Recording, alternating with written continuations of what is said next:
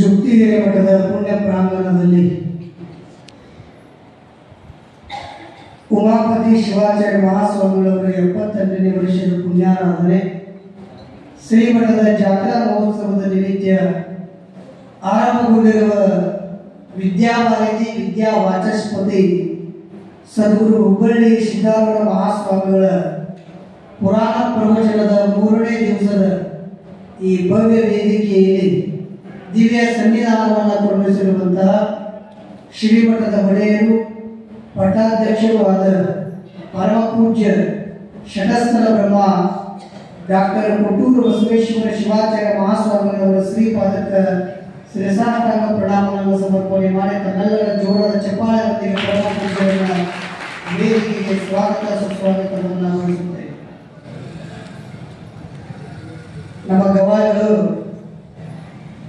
ಭಾರತ ದೇಶದ ಬಗ್ಗೆ ಬಹಳ ಚಲೋ ಹಾಡೋದು. ನಾವೆಲ್ಲ ಭಾರತೀಯರು, ಭಾರತಾಂಬೆಯ ಮಕ್ಕಳು. ನಮ್ಮ ದೇಶದ ಮಾಜಿ ಪ್ರಧಾನಮಂತ್ರಿಗಳಾಗಿರುವಂಥ ದಿವಂಗತ ಪಂಡಿತ್ ಜವಾಹರಲಾಲ್ ನೆಹರು ನಮ್ಮ ದೇಶದ ಪ್ರಧಾನಮಂತ್ರಿಗಳಾಗಿದ್ದರು.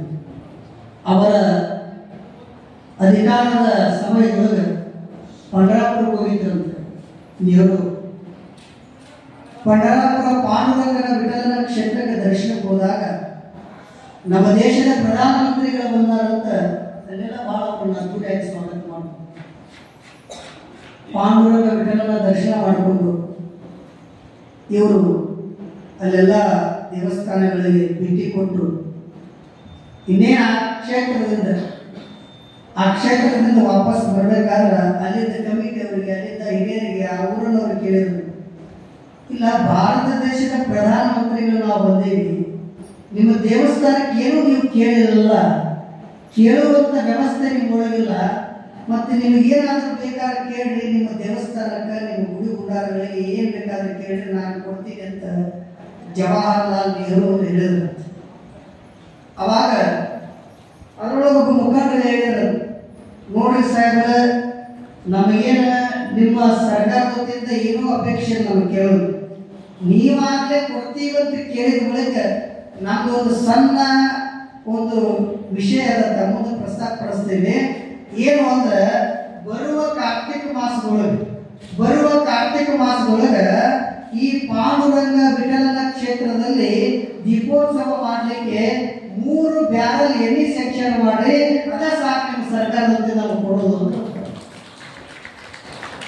ಕಾರ್ತಿಕ ಮಾಸದೊಳಗೆ ದೀಪೋತ್ಸವ ಮಾಡಲಿಕ್ಕೆ ನಿಮ್ಮ ಸರ್ಕಾರದ ವತಿಯಿಂದ 3 ಬ್ಯಾರಲ್ ಎಣ್ಣೆ ಸೆಕ್ಷನ್ ಮಾಡಿ ಸಾಕು, ನೀವು ಕೊಡೋದು ಪ್ರತಿಷ್ಠೆ ಸಾಕು.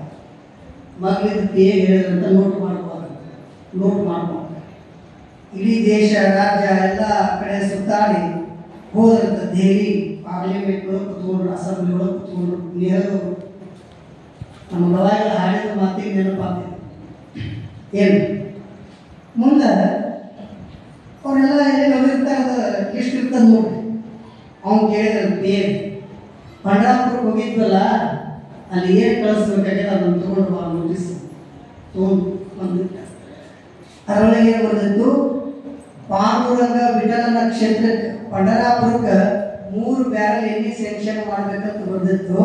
ನೆಹರು ಅಂದ್ರಂತ ಅಧಿಕಾರಿಗಳ ಕರೆದಂತ, ನೋಡಪ್ಪ ಪಂಡರಾಪುರಕ್ಕೆ 12 ಬ್ಯಾರಲ್ ಎಣ್ಣೆ ಸ್ಯಾಂಕ್ಷನ್ ಮಾಡಿದ್ರಂತ. 12 ಬ್ಯಾರಲ್ ಎಣ್ಣೆ ಸ್ಯಾಂಕ್ಷನ್ ಮಾಡಿದ್ರಂತ. ಮಕ್ಕಳಿದ್ದು ಪಿ ಅಂತ ಸಾಹೇಬ್ರ ಅವ್ರು 3 ಕೇಳ್ಯಾರ, ನೀವು 12 ಮಾಡಕತ್ತೀರಂದ್ರ ನೆಹರು ಅವರು ಅಂದ್ರಂತ, ತಮ್ಮ ಇದು ಭಾರತ ದೇಶ, ಇಲ್ಲಿ 12 ಮಾಡಿದ್ರೆ ಪಂಡರಾಪುರಕ್ಕೆ 3 ಹೋಗಿಬಿಡ್ತಾರ. ತಮ್ಮ ಇದು ಭಾರತ ದೇಶ, ಇಲ್ಲಿ 12 ಮಾಡಿದ್ರೆ ಪಂಡರಾಪುರಕ್ಕೆ 3 ಹೋಗಿಬಿಡ್ತಾವ, ನಡಬರ್ಕ್ 9 ಕೊಡಬೇಕಲ್ಲಪ್ಪ. ಇಂಥ ಭಾರತ ದೇಶದ ಪ್ರಧಾನಮಂತ್ರಿಗಳಾದ ಜವಾಹರ್ಲಾಲ್ ನೆಹರು ಭಾಷಣ ಮಾಡ್ತಿದ್ರು. ಯಾವಾಗ ಆಡಿದ್ರಲ್ಲ, ನಾವೆಲ್ಲ ಭಾರತೀಯರು, ನಾವೆಲ್ಲ ಒಂದೇ ತಾಯಿ ಮಕ್ಕಳಿದ್ದಂಗ ಅಂತ ನೆಹರು ಅವರು ಭಾಷಣ ಮಾಡುವಾಗ ಬಿಟ್ರು. ಏನಂದ್ರು, ನಾವೆಲ್ಲ ಭಾರತೀಯರು, ನಾವೆಲ್ಲ ಅಣ್ಣತಮ್ಮಗಳಿದ್ದಂಗ, ನಾವೆಲ್ಲ ಒಂದೇ ತಾಯಿ ಮಕ್ಕಳಿದ್ದಂಗ ಅಂತ ಬಹಳ ಆನಂದದಿಂದ ಭಾಷಣ ಮಾಡಿದ್ರು. ಇನ್ನೇನು ಕೆಳಗೆ ಬರುವಾಗ ಒಬ್ಬ ನೆಹರು ಸರ್ ನಮಸ್ತೆ, ಬಹಳ ಚೆನ್ನಾಗಿ ಭಾಷಣ ಮಾಡಿದ್ರಿ. ವಯಸ್ಸಿನೊಳಗೆ ನಿಮ್ಗಿಂತ ಸಣ್ಣ ನಾನು, ಚಿಕ್ಕವ ನಾನು. ನೀವು ಒಂದು ಮಾತು ಹೇಳಿದ್ರಿ, ನಾವೆಲ್ಲ ಭಾರತೀಯರು, ನಾವೆಲ್ಲ ಒಂದೇ ತಾಯಿ ಮಕ್ಕಳಿದ್ದಾಗ, ನಾವೆಲ್ಲ ಅಣ್ಣತಮ್ಮಗಳಿದ್ದಾಗ ಅಂದ್ರಿ, ಮತ್ತೆ ನಿಮ್ಮ ಆಸ್ತಿ ಒಳಗೆ ನನಗೆ ಭಾಗ ಕೊಡ್ತೀನಿ. ನೆಹರು ಕೇಳ, ನಿಮ್ಮ ಆಸ್ತಿ ಒಳಗೆ ನನ್ನ ತಮ್ಮ ತಿಳ್ಕೊಳ್ರಿ, ನನಗೆ ನಿಮ್ಮ ಆಸ್ತಿ ಒಳಗೆ ಭಾಗ ಕೊಡ್ತೀನಿ. ಆಸ್ತಿ ಅವರು ಭಾರತ ದೇಶಕ್ಕೆ ಪ್ರಧಾನಿ ಕೇಳ್ರಿ, ಮಾತು ಕೊಟ್ಬಿಟ್ಟಾರ ಅವರು ನೆಹರು. ಆಗಲಿ ಬಾರಪ್ಪ, ನಾ ಹೇಳ್ದಂಗ ನೋಡಿದ ಬಾಲ್ ಕೊಡ್ತೀನಿ ಖಜಾನವ್ರಿಗೆ ಕರ್ಕೊಂಡು ಹೋದ್ರಂತ. ಅವಾಗ ಅವರು ಮಂತ್ರಿಗಳಿದ್ದಾಗ, ಪ್ರಧಾನಮಂತ್ರಿಗಳಿದ್ದಾಗ ಭಾರತೀಯರ ಜನಸಂಖ್ಯೆ 40 ಕೋಟಿ ಇತ್ತು. ಭಾರತೀಯರ ಜನಸಂಖ್ಯೆ 40 ಕೋಟಿ ಇತ್ತಂತ. ಆ ಟುಸುರಿ ಖಜಾನೆ ಒಳಗ 40 ಕೋಟಿ ರೂಪಾಯಿ ಇತ್ತಂತ. ನೆಹರು ಅಂದ್ರಂತ, ಭಾರತೀಯರ ಜನಸಂಖ್ಯೆ 40 ಕೋಟಿ ಅದ, ಇದರೊಳಗೆ 40 ಕೋಟಿ ರೂಪಾಯಿ ಅದ, ನಿಮಗೂ 1 ರೂಪಾಯಿ ಕೊಟ್ಟು ತಗೊಂಡು ನಿನಗೂ 1 ರೂಪಾಯಿ ಬರ್ತದ, ತಗೊಂಡು ಹೋಗೋದಂತ. ಇಂಥ ದೇಶವನ್ನ ಎಷ್ಟು ಸುಸೂತ್ರವಾಗಿ ನಡೆಸ್ಕೊಂಡು ಬಂದಾರಂತಕ್ಕಂಥದ್ದನ್ನ ನಾವು ಅರ್ಥ ಮಾಡ್ಕೋಬೇಕು. ಯಾವುದೋ ಇದು ರಾಜಕಾರಣ ತನ್ನೆಲ್ಲ ಭಾವಿಸಬಾರ್ದು ಯಾರು. ಯಾಕಂದ್ರೆ ಇದು ಪದ್ಧತಿ ಅಂತ. ಇದು ಏನಪ್ಪಾ ಅಂದ್ರೆ ಇಂಥ ದೇಶಗಳು ಎಂತೆಂಥ ಮಹಾತ್ಮರಾಗಿದ್ದಾರೆ, ಎಂತೆಂತಹ ದಾರ್ಶನಿಕರಾಗಿದ್ದಾರೆ. ಇಂಥ ಭವ್ಯ ಭಾರತ ದೇಶದೊಳಗ ನಮ್ಮ ಕರ್ನಾಟಕ ರಾಜ್ಯ ಇದ್ರಿ ಶ್ರೇಷ್ಠ ರಾಜ್ಯ ಕನ್ನಡದ ನಾಡು. ಚೆನ್ನಾಗಿ ಎಂತೆಂಥವರಾಗಬೇಕು. ನಮ್ಮದು ಯೋಗಿಗಳ ನಾಡು. ಇಲ್ಲಿ ಆಗಿ ಹೋಗಿದ್ದಾರೆ ಮೌನ ಯೋಗಿಗಳು, ತ್ಯಾಗಿಗಳು, ಶಿವಯೋಗಿಗಳು. ಆದರೆ ಈಗ ಮಾತ್ರ ಉಳಿದಿದ್ದಾರೆ ಬರೇ ನಿರುದ್ಯೋಗಿಗಳು. ಸುಮ್ಮನೆ ಕಲ್ತ್ಕೊಂಡು ಉದ್ಯೋಗ. 3 ಸಾಸಿನ 100 ಮಂದಿರವಿದ್ದರೆ, ಸಿಂಧು ಇದ್ದರೆ, ಗಂಗೆ ಇದ್ದರೆ, ಹಿರಿ ಹಿಮಾಲಯವಿದ್ದರೆ ಏನು ಫಲ? ಮನೆಯ ಮಕ್ಕಳೇ ಮಲಗಿ ನಿದ್ರಿಸುತ್ತಿದ್ದಾರೆ ಅಂತ ಹೇಳ್ತಾರೆ. ಬಹಳ ಜನ ಹೇಳ್ತಿರ್ತಾರೆ. ನಮ್ಮ ರಾಷ್ಟ್ರದ ದೇಶದ ಜ್ಞಾನಿಗಳಂತಾರ, ನನ್ನದು ಅಷ್ಟಿದೆ ಇಷ್ಟಿದೆ ಎಂದು ಹಮ್ಮಿನಲ್ಲಿ ನೀ ಬೀಗಬೇಡ. ನನ್ನದು ಅಷ್ಟಿದೆ ಇಷ್ಟಿದೆ ಎಂದು ಹಮ್ಮಿನಲ್ಲಿ ನೀ ಬೀಗಬೇಡ. ಎಲ್ಲದಕ್ಕೂ ಮೇಲೆ ಎವರೆಸ್ಟ್ ಇದೆ ಅಂತ. ಎವರೆಸ್ಟ್, ಹಿಮಾಲಯ, ಗೌರಿಶಂಕರ್, ಶಿಖರ. ಇಂಥ ಪುಣ್ಯದ ಕನ್ನಡ ನಾಡಿನೊಳಗ ಸಂತ ಮಹಾತ್ಮರಾಗಿ ಬಂದಿದ್ದಾರೆ, ದಾರ್ಶನಿಕರಾಗಿ ಬಂದಿದ್ದಾರೆ. ಇದು ನಮ್ಮ ರಾಜ್ಯದೊಳಗೆ ಏನಿಲ್ಲ. ಎಲ್ಲವೂ ನಮ್ಮ ರಾಜ್ಯ ಯಾವ್ದ್ರಿ? ನಮ್ಮ ರಾಜ್ಯ ಕರ್ನಾಟಕ. ಕರ್ನಾಟಕ ಅನ್ನುವ ಪದದೊಳಗೆ ನಾಟಕ ಅನ್ನುವಂಥದ್ದು. ಕರ್ನಾಟಕ ಅನ್ನುವ ಪದದೊಳಗೆ ನಾಟಕ ಅನ್ನುವಂಥದ್ದು. ಅದಕ್ಕೆ ನಾವೆಲ್ಲ ಜಾತ್ರೆ ಒಳಗ ನಾಟಕ ಬನಶಂಕರಿ ಒಳಗೆ ಹೋಗಿರ್ಬೇಕು. ಏನ್ ನಾಟಕ? ಯಾಕೆ ನಾವು ನಾಟಕ ಪ್ರಿಯರು? ಕರ್ನಾಟಕ ಅನ್ನುವ ಪದದೊಳಗೆ ನಾಟಕ ಅನ್ನುವಂಥ ಒಂದು ಶಬ್ದ ಪ್ರಯೋಗ ಆಗಿರುವುದರಿಂದ ನಾವು ಕರ್ನಾಟಕ ರಾಜ್ಯದವರು ಬಹಳ ಶ್ರೇಷ್ಠತೆ. ನಮ್ಮ ಸ್ವಾಭಿಮಾನ ನಮ್ಗೆ ಇರಬೇಕ್ರಿ. ಸ್ವಚ್ಛ ಕನ್ನಡ ಮಾತಾಡಬೇಕು. ಅಪ್ಪ, ಅವ್ವ, ಅಕ್ಕ, ತಂಗಿ, ಕಾಕ, ಚಿಕ್ಕವ್ವ, ದೊಡ್ಡಪ್ಪ ಎಷ್ಟು ಚೆನ್ನಾಗಿದೆ ನೋಡ್ರಿ. ಗುಡ್ ಮಾರ್ನಿಂಗ್ ಶರಣ ಎದ್ದಿರತ್ತೆ ಅನ್ನೋದು ಸಂಸ್ಕಾರ. ಮರಿ ಮಾಚಬಾರ್ದು ಯಾವಾಗ. ಶರಣ ಎದ್ದಿರದ್ರೆ ಹೇಳ್ತಾ ಬಂದಿರ್ತಾರ. ಹೇಳ್ತಾ ಬಂದಿರ್ತಾರ.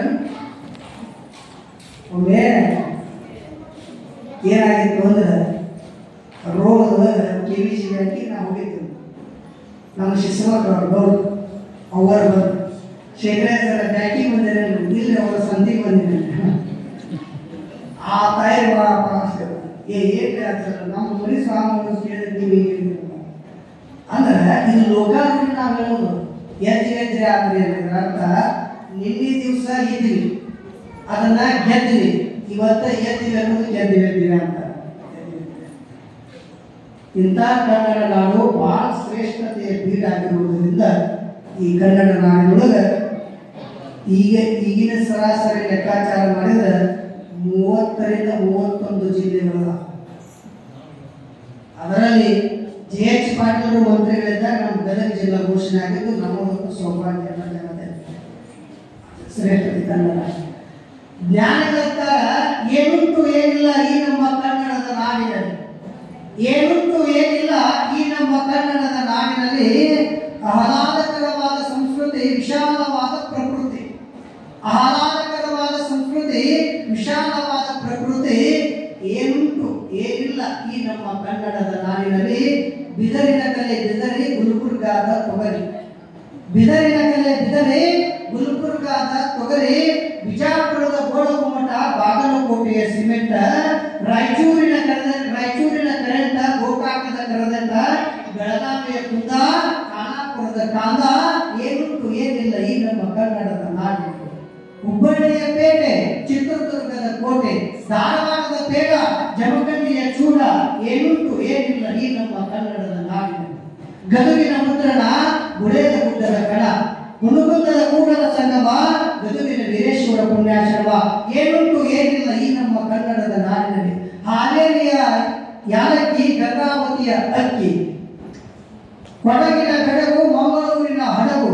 ಏನುಂಟು ಏನಿಲ್ಲ ಈ ನಮ್ಮ ಕನ್ನಡದ ನಾಡಿನಲ್ಲಿ. ತಿಪಟೂರಿನ ತೆಂಗಿನಕಾಯಿ, ಬ್ಯಾಡಗಿಯ ಮೆಣಸಿನಕಾಯಿ. ಏನುಂಟು ಏನಿಲ್ಲ ಈ ನಮ್ಮ ಕನ್ನಡದ ನಾಡಿನಲ್ಲಿ. ಬೆಳಗಾವಿಯ ಸುವರ್ಣಸೌಧ, ಬೆಂಗಳೂರಿನ ವಿಧಾನಸೌಧ. ಏನುಂಟು ಏನಿಲ್ಲ ಈ ನಮ್ಮ ಕನ್ನಡದ ನಾಡಿನಲ್ಲಿ. ಆಹ್ಲಾದಕರವಾದ ಸಂಸ್ಕೃತಿ, ವಿಶಾಲವಾದ ಪ್ರಕೃತಿ. ಏನುಂಟು ಏನಿಲ್ಲ ಈ ನಮ್ಮ ಕನ್ನಡ. ಯಾವುದೆಲ್ಲ ಅಂತೀವಿ ಎಲ್ಲವೂ ಎಂತೆಂಥವಲ್ಲ ಇಂಥ ಕನ್ನಡ ನಾಡು